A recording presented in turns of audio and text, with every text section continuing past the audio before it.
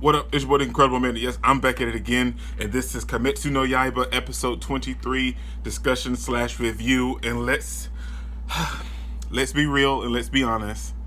This was another fantastic episode. It was absolutely wonderful, and it didn't have all the action and everything like some of the prior episodes. And like I keep saying with Kimetsu no Yaiba, man, I don't need that. I mean, I love the informative episodes where they're just relaxing and where they actually show them being taken care of and being healed. That's what Kimetsu no Yaiba does very, very well.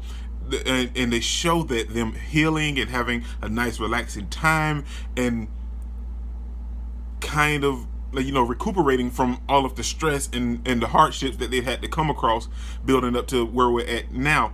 And every moment of this episode was absolutely fantastic. I enjoyed every single piece, man. So let's talk about this episode, because if not, I'm just going to keep talking about the greatness that is Kimetsu no Yaiba. Again, man, the animation was on point. It was absolutely fantastic. But let's talk about the heart of the episode and everything that was going on, because there was a lot of stuff going on this episode, man. First off, we picked up right after last week's episode, and we see, I have to look up their names. I can't remember their names right off, but we see one of the pillars, I think the wind pillar, I want to say, still trying to get Nezuko to attack him because she's a demon. But as true to form, man, my girl Nezuko didn't do anything. Excuse me. She didn't do anything, and she held her composure. She didn't even react to it. Like, you can still see that she was seething a little bit, but she didn't let it affect her. And then we see the snake pillar holding down Tanjiro, and Shinobu telling him, well, you might not want to struggle too much, because if you try to do a breathing technique while he's pressing down on your lungs, they're going to expand and crush, and so you might not want to do anything. But that didn't faze my boy Tanjiro. He just broke through those ropes and charged up there to the little place where they were at, and he didn't intervene. He just stopped right there and was like, Nezuko, and listening to him calmed her down, and she had a miniature flashback and thinking about when they first came in contact with Giyu and what Mr. Urudeki had said and told her about humans, and she saw her family, man. We had a nice brief flashback. We saw her dad, her mom, we saw all of her brothers and sisters and Tanjiro, and it was a nice feeling, man. That's what I constantly say about Kimetsu no Yaiba. It always makes you feel good in those flashbacks and those family moments, because that's what Nezuko and Tanjiro are building, and that's what we've pretty much established from episode 1 about Tanjiro and Nezuko. And I love seeing that happen, and it's absolutely fantastic, and it was animated very well. And I love seeing their father, because I need more of a backstory on their father completely, man. But then we get to, what else did we get to? Okay, after that happened, the master told everyone, see, I told you, she's fine and she doesn't attack humans, so we can let this go. And then we have the master telling Tanjiro that although this has happened, the pillars may not fully accept Nezuko being a demon and not attacking humans, but to prove them wrong and to prove your point, you can take down one of the 12 demon moons. Now, I know that I know this, what I'm about to say doesn't really qualify, but at the same time, they could give him the benefit of the doubt, because listen to this. We know Tanjiro took down one of the 12 demon moons, and I'm not talking about Rui. I'm talking about the other guy that had, where we were in the house, and every time he beat it on those drums, like, it changed the room around. He was a former 12 demon moons. Like he had got taken out. The big bad of the show decided to take his position away from him, but he was a former 12 demon moons. He was one of the higher, like you get it, like it's like the lower 5 are the strongest and the higher 5 are the weaker ones, but he was one of the higher ones, so he was a 12 demon moon. Like, granted, he wasn't when Tanjiro fought him, but he was a 12 demon moon, so they could give him the benefit of the doubt for that at least. But the master said if you defeat a 12 demon moon, they'd pretty much be willing to accept you and Nezuko as demon slayers. So the thing is with that, could he do it? I mean, I know he's going to have to do some major training and major power-ups, and that's where a wonderful time skip could kick in. And Kimetsu no Yaiba does time skips very well, so I could definitely see that. But then we have Tanjiro saying, well, that's fine, that's cool, but I'm gonna take out the big bad. And everybody starts laughing and jerking and cutting up. And it was like, well, try taking out a 12 demon moon first, because I agree with them, Tanjiro. You couldn't defeat Rui. I mean, you tried, and you pulled off some fantastic stuff with the constant flux, but you didn't really finish him. He separated his own head before you could do it. So the 12 demon moons are really strong in comparison. So let's level up and take one of those now, and then we can go after the big bad. But then we come in contact with two characters I absolutely enjoy, man, which is the two members that help clean up and take care of the demon slayers from Shinobu's place and stuff.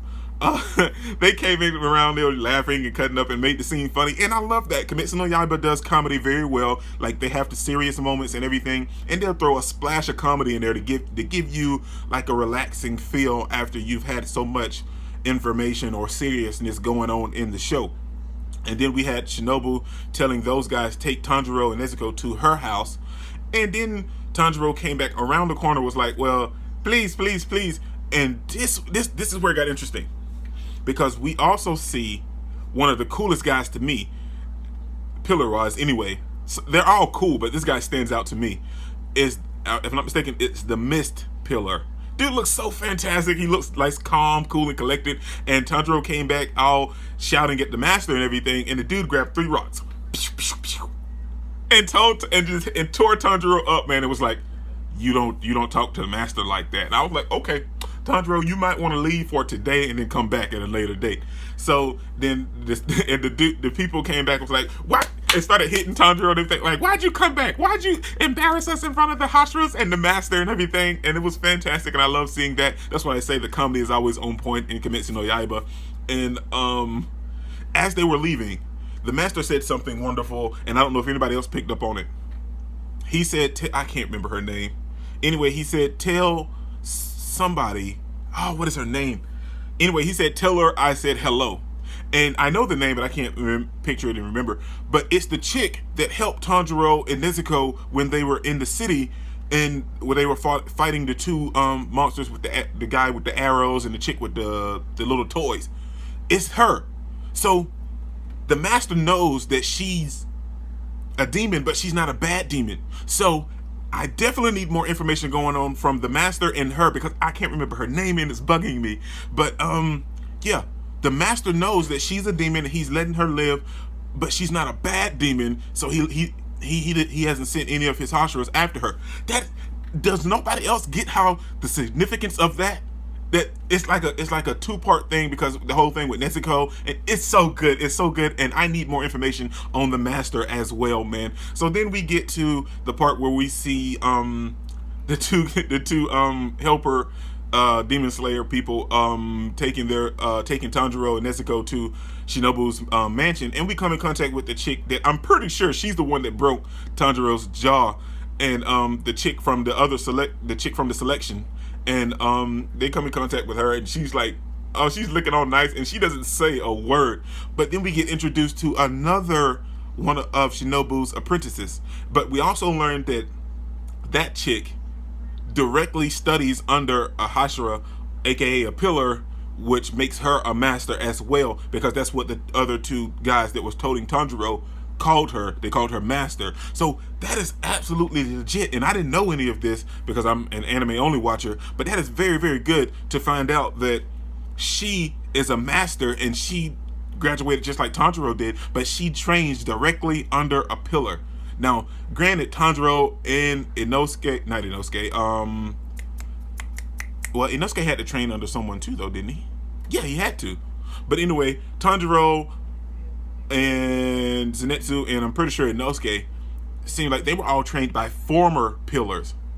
Or could Inosuke, like, his is beast breathing, so did he train himself? No, he couldn't have trained himself. He had to train under somebody. Anyway, that's theory territory. But yeah, so they were all trained by former pillars, so they're not masters. Only the ones that's trained under pillars are trained under this are people that's already pillars are considered masters. But you have to be very, very good to do so. That is good. That is very, very good.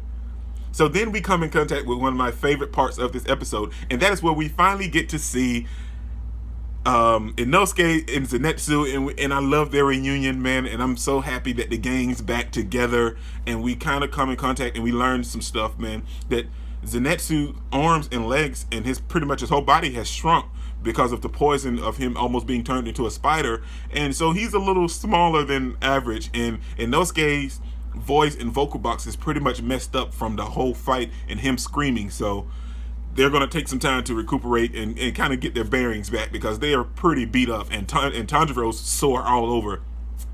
And then I love the whole scene where we see Tanjiro take Nezuko to a room where they gave Nezuko a room, and that whole scene right there was absolutely lovely because it got so serious and emotional because Tanjiro could do nothing but care for Nezuko, and then he had this epiphany, well, not so much as epiphany, but like a realization that was like, I'm going to get old and die, and then the demon Nezuko would be left alone. But then he was like, so I vow to turn you back into a human. That was so deep and so sincere, man.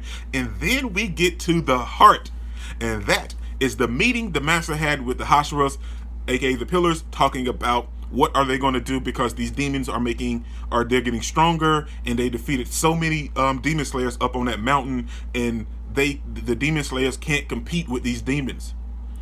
And then everyone was pretty much in agreement when they said that Tanjiro is pretty much an exception because he pretty much handled his own on the mountain, and he took out, well, he didn't take him out, but he landed an attack on the wind pillar. So everyone pretty much gives Tanjiro his credit because he pretty much handles his own. But dude, I absolutely love the fact that they're all contemplating about what's going on because the demons are making their move, and they're becoming a lot stronger, and they have to find a way to train all of these and train other demon slayers and make them stronger, because otherwise they're just going to have a repeat of what happened on this mountain. So that was absolutely lovely.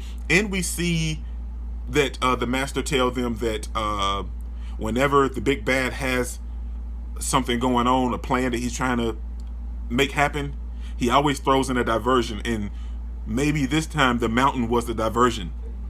Okay, man, this whole episode was nothing but information and just the twinge of comedy, but it was also good. It was another smash episode, and I love that from Kimetsu no Yaiba, man. So that's pretty much all that happened, and then we see the master at the end of the episode saying that he vows to take down the big bad. But I know, man, this whole episode was fantastic, and can you believe I spent like 12 minutes talking about this whole episode because it was just that good, man.